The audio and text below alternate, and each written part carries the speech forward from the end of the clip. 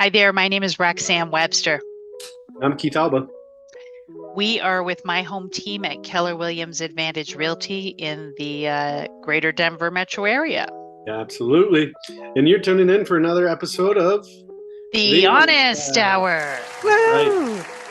This is our weekly vlog that we put out, just kind of talking about what's going on in the real estate industry. And other than Roxane in her chair, this is a no spin zone. So we're going to just kind of tell you as we see it and not put any spins on it or try and force a specific opinion on you, but just kind of tell you what we're thinking and what we're seeing. See, I can't even wait anymore for the line. I just have to start spinning. It was a premature spin, but I think it was a premature spin. That's right. Right. Well, let's talk a little bit about foreclosure.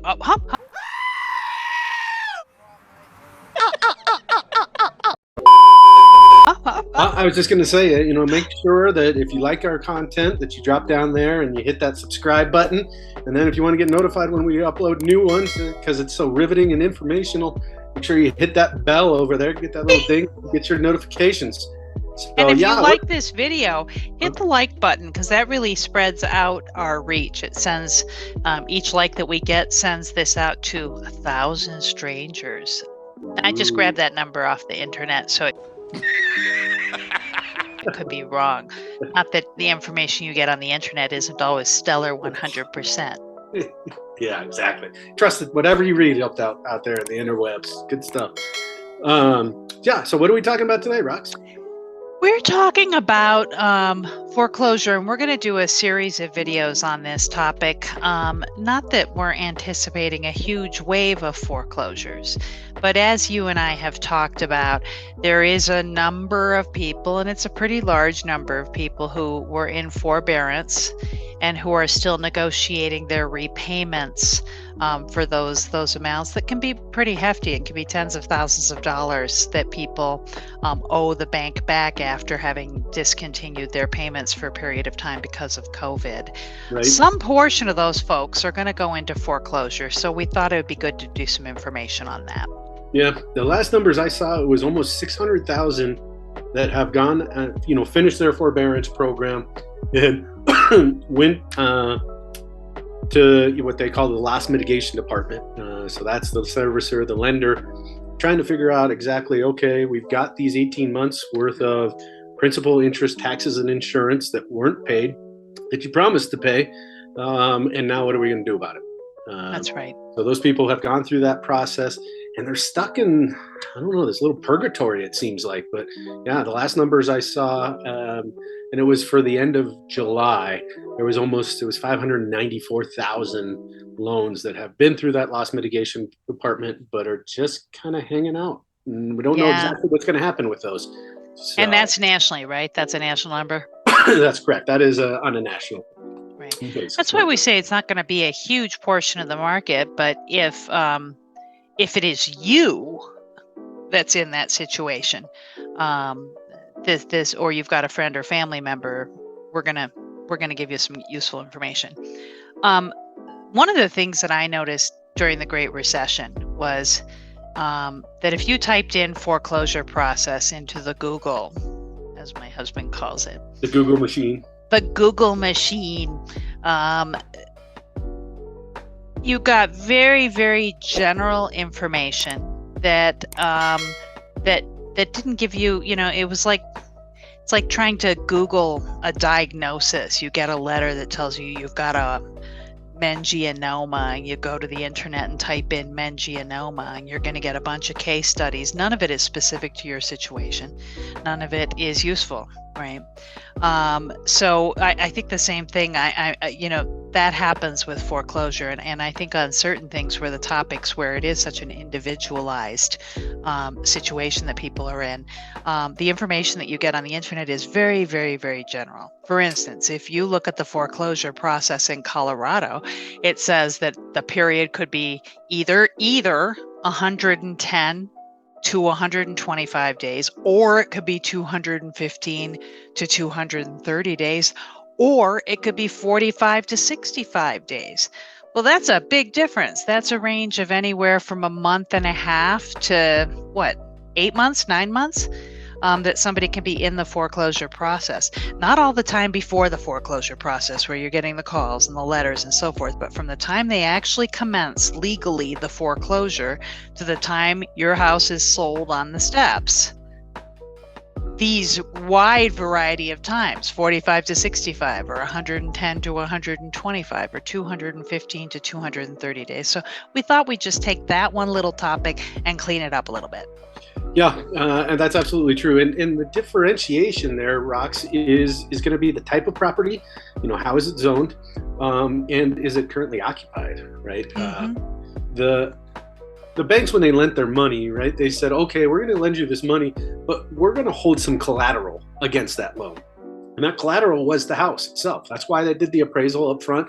They wanted to know what this third party, this appraiser, thought the value was. And they're making sure that they have some security in that property, and they're not going to get caught like in the Great Recession, where all of a sudden they're taking hits because the value is less than the outstanding balance that's out there. In many cases, I think in the Denver metro area, there's going to be some equity that people have, and they can beat this foreclosure by tapping into that equity or just getting out from the loan altogether. But it's going to be specific, and you need to know how much time you have, right? Because once they start that process, those wheels are turning. That's right. And the train is on the tracks. It's moving. Right. They're racking up attorneys' fees because they have to hire an attorney in Colorado to process the foreclosure. So that's going along. They don't want to spend more money than they have to, because the more money that they're spending, that means they're potentially getting up to what that house is worth and maybe having to take a hit on the backside. So once that process starts, train's moving, and it's a tough one to get to stop. So here is, with a few exceptions, the broad strokes, right?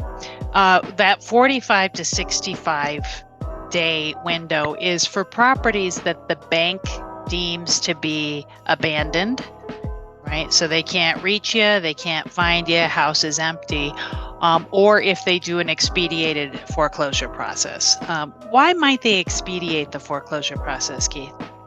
Well, again, they're securing their collateral against that lease, right? So if it's abandoned, who's taking care of it? Who's making sure that there's heat on, that the pipes aren't going to freeze, that there's not going to be some damage that's done to the property that's going to affect the value and potentially prevent them from getting, their outstanding balance back.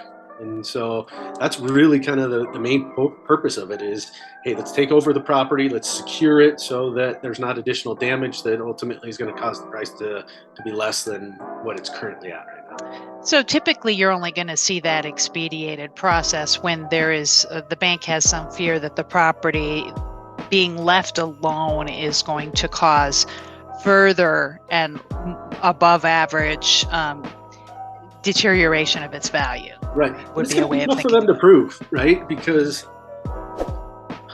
the banks the courts really want to make sure that the consumers, or the borrower, the buyer, the owner of that house has a roof over their head, right? Because that's an important piece of survival and getting through. So they're going to have some serious documentation to show the court that, hey, this is why we believe it's abandoned. This is the information we have. Here's the documentation. Here's our photos. Here's all that sort of stuff. So there's some additional hoops that they definitely have to go through. They've got to prove it to the court, and the court has got to agree that, yeah, it looks like this house is abandoned, and allowing the 110 to 125 day foreclosure process is ultimately going to damage the collateral and cause some valuation issues. That's right. And then the other two time ranges that we have, that 110 to 125 days and the 215 to 230 days. What's the difference between those two ranges? It's zoning, really, is how is the property zoned.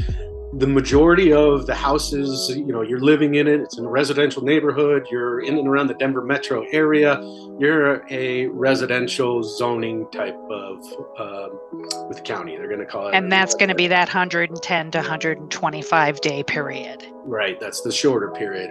The other one is if it's agricultural, if you're zoned agricultural and there's certain requirements that you have to provide in order to maintain that zoning status with the county on an annual basis, that's where you get into that 215 to 230 days. Little bit more time given. Right. If I were to guess, maybe because some people have livestock, you need a little bit more time if you're going to be losing that house to right. tie up the ends. Livestock or potentially crops, right? They want to give the opportunity for that farmer to go out and harvest, potentially get some money out of the sale of those crops, ideally become current on their mortgage at that point. Mm-hmm. So that's why there's a little bit of extra time for those agricultural properties. All right. So that's what we got. That's the difference between those 3 time zones. If you've just plain abandoned it, walked loose, and kids are breaking through the windows and having parties in there, you could fall into that 45 to 65 day. If you are a residential, anything but an agricultural, you'll be looking at that 110 to 125 day window. And then for agricultural properties, that 215 to 230. Right. And the reason there's a range in there, 110 is a technical one, right? They legally start a foreclosure, but then they've got a period of time, that 15 days, to notify you that they've done so, right? And that's what sets the clock rolling. And typically, the public trustee has got the auction sales. They're usually like Wednesday or a Thursday or, something along those lines. So there's a little bit of leeway in those so that, they don't have to do auction sales every day of the week. That's right. You can fit that sale within their permanent schedule and still fall within that window of the 110 to 125 or whatever the qualifying days are. So excellent. But listen, you don't have to go through this yourself. If you're in this type of a situation, if you've got a friend that's in this type of a situation, we're happy to sit down. It's a no pressure consultation.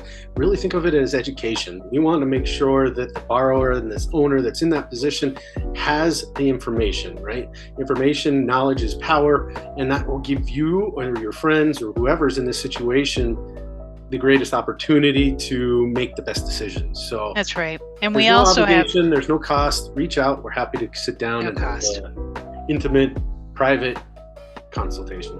That's right. And confidential, right? Because we know that this is a stressful time and that you don't want to advertise the situation you're in, right?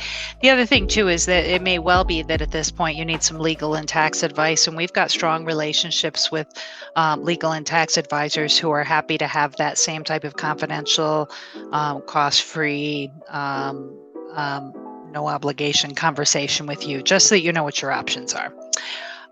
So thank you so much for tuning in again for the Honest Hour. Yeah. See you next time.